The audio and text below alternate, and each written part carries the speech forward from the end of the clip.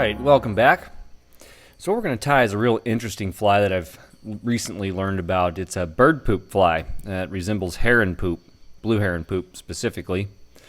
And if I hadn't seen it with my own eyes and the guy wasn't nice enough to show me what he was using, he actually called me over and showed me the fly and actually gave it to me and said, no, you got to use this. He was the only one catching fish that day, by the way.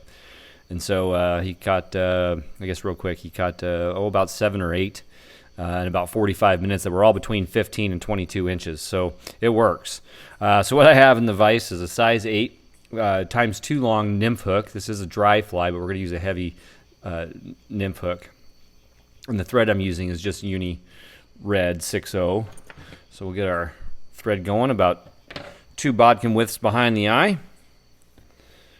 And we're just going to quickly just give a little bit of a thread base. It doesn't have to be real nice.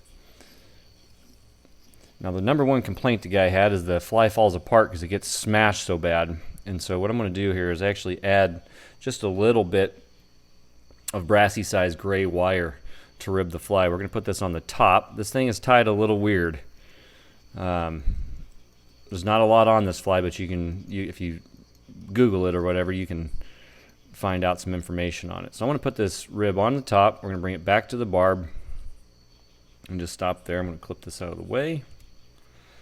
Next, what we need is a piece of foam that's at least twice the length of the shank and is about the width of the gap. And we're going to hang this over a little bit. We're going to get rid of the back in just a minute. So we're going to tie this in real good.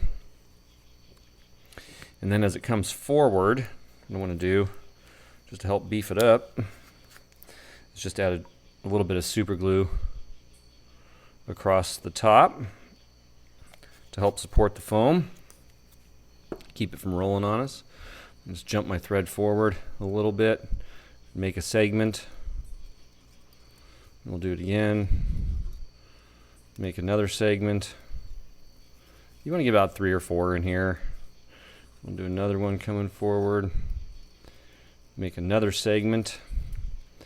Okay, and now we're just going to jump our thread back into those segments, fold the foam over, and tie it going to the back. This thing's tied kind of goofy. But hey, it's it's a pretty creative fly. And so now at this point what we're going to do is just make sure that back is tied down real good.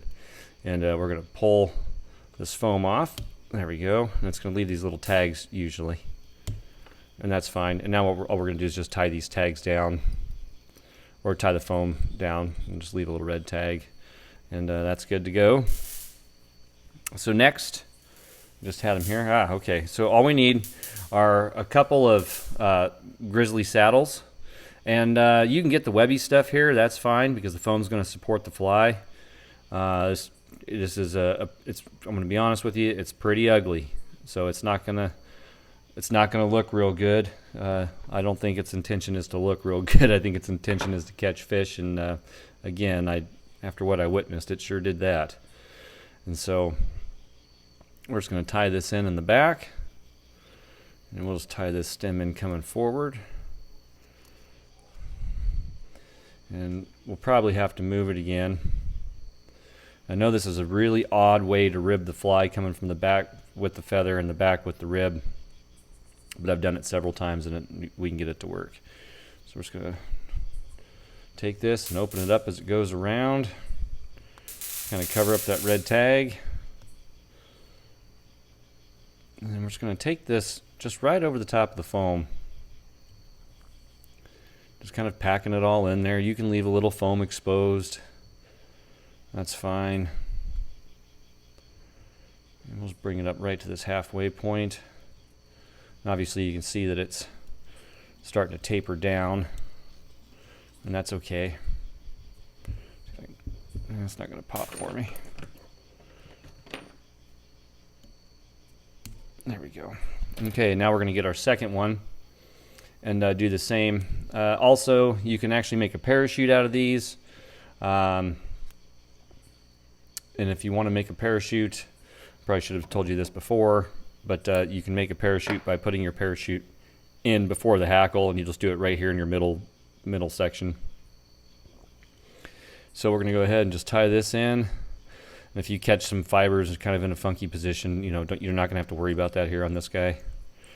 Okay, let's turn that over and get rid of that stem.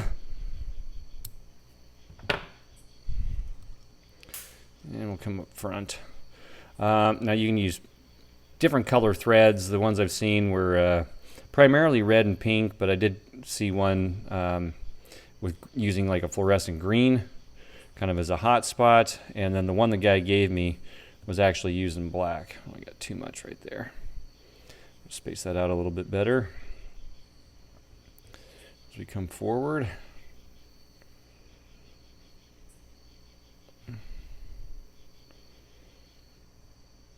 Okay. And now we'll just tie this off up front.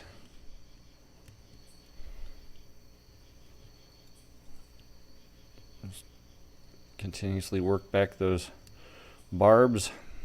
As long as your eye's exposed, you'll be okay. Let's go ahead and get those out the way.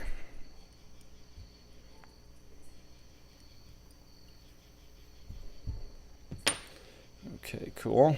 We just kind of start our little head here. This couple just want to keep popping them away. It's all right as long as you can get to your eye.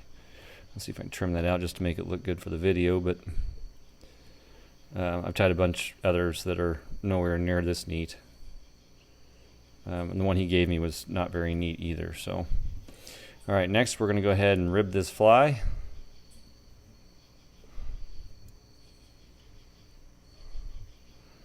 And just have to kind of work through it. It's going to want to trap barb, so you'll just have to kind of work through it. Oh, I think it went the wrong way though.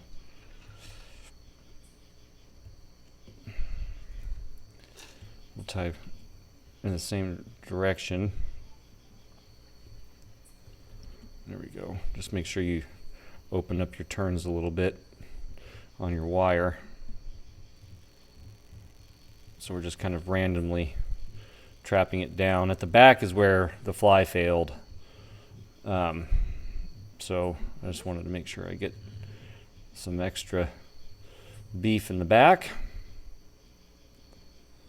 Just come right up front. And you can leave that little foam nub up front or hide it. I mean, whatever you want to do.